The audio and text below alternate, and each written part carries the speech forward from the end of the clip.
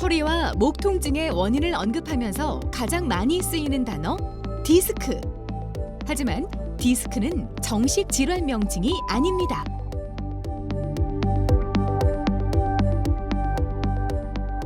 자, 디스크라고 잘 알려진 추간판 탈출증은 척추뼈와 뼈 사이에 존재하는 추간판, 즉 디스크가 있는데요. 뼈랑 뼈 사이에 디스크가 있으면 그 사이에 있던 추간판의 어떤 물질이 손상을 일으키면서 추간판 내부의 젤리 같은 물질이 바깥으로 볼록 튀어나오면서 그 주변이 지나는 척추신경을 압박함으로써 인해서 다양한 신경학적 증상이 유발하는 질환입니다.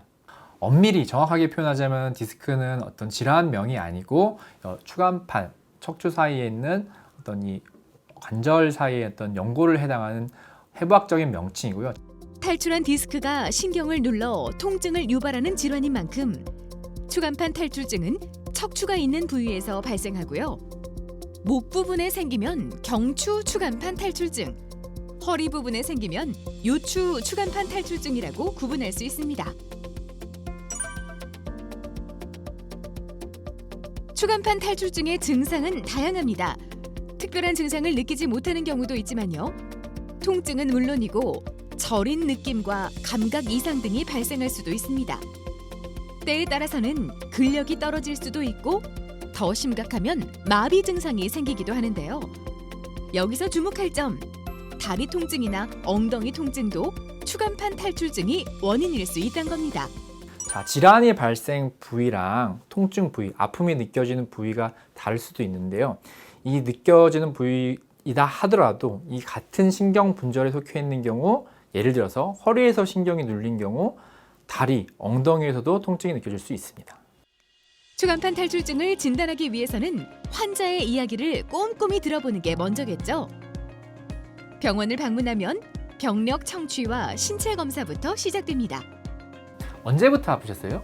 한 달 전에는 그냥 통증이 있는데 참을만 했었는데 근데 급작스럽게 아프고 그런 건 일주일 전 좀 통증이 바늘로 찔리는 느낌? 양반다리나 오래 앉아있을 경우 아프다는 말씀이시죠? 네. 여기에서 이제 쭉 바깥쪽으로 쪽으로 타고 내려가서 동일하게 증상이 느껴지시면 자, 지금 저래. 네, 됐습니다. 이어서 X선 검사를 통해 뼈의 이상 유무를 확인. 추간판 탈출증 자체를 진단할 순 없지만 감별 질환을 파악하는 과정입니다. X선 검사 후 이제 필요에 따라서 추가 검사가 진행이 되는데요. 크게는 3가지 검사 정도를 해볼 수 있을 것 같아요. 첫 번째는 CT라는 검사인데 CT는 추간판의 형태, 탈출 여부, 또 척추관의 크기, 형태, 또 주변 조직들의 모양이나 병변의 여부를 직접적으로 확인할 수 있고요. 아니면 이제 미세한 척추 사이 골절이라든지 주변의 종양, 염증 등을 확인하기 위해서 이용되고 있습니다. 자, 그 다음에 두 번째로 해볼 수 있는 검사는 MRI라는 검사인데요. MRI는 자기장을 이용해서 신체의 단면 영상을 촬영하는 방법입니다. MRI는 추간판, 즉 디스크를 직접적으로 보거나 아니면 주변의 척추 신경, 아니면 주변에 지나가는 인대, 힘줄, 아니면 주변에 지나가는 신경과 혈관 등 척추 주변의 조직을 잘 보여주기 때문에 추간판 탈출증을 진단하고 평가하는 데 큰 도움이 됩니다.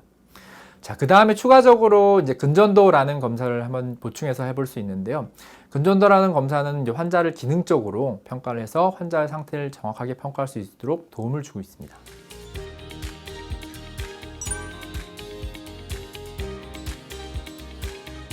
수술해야 하는 거 아니야? 라는 걱정 때문에 병원을 찾길 꺼려하시나요? 추간판 탈출증의 치료에는 비수술적 치료 방법도 있습니다. 급성기에는 안정과 휴식을, 그리고 필요에 따라서는 약물 치료와 물리 치료 및 도수 치료 등이 이루어집니다. 치료는 여러 가지가 있는데요. 첫 번째로 이제 흔하게들 하는 게 물리치료입니다. 물리치료는 통증과 근긴장의 완화를 위해서 초음파 혹은 고주파 치료, 혹은 따뜻하게 이제 온찜질을 한다든지 아니면 차게 냉찜질을 한다든지 해서 환자분의 통증 치료에 다소 도움을 줄 수 있고요.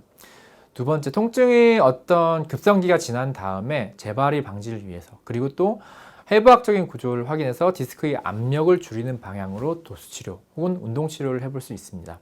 네, 도수치료는 의사의 처방에 따라서 전문적인 물리치료사 선생님께서 맨손으로 통증의 완화 혹은 체형을 교정한 치료를 하는 겁니다.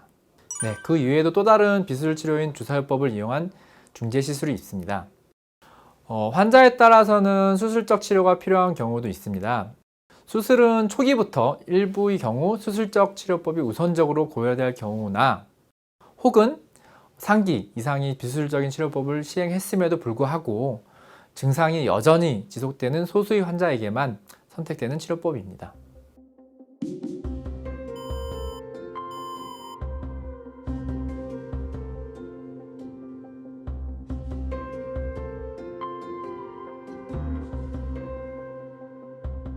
추간판 탈출증을 예방하기 위해서는 조절이 가능한 위험 요인을 제거하는 한편 허리 건강을 지키기 위한 운동의 병행, 그리고 무엇보다도 올바른 자세를 갖는 게 중요합니다. 평소에도 반드시 신경 써야 할 올바른 자세 알려드릴게요.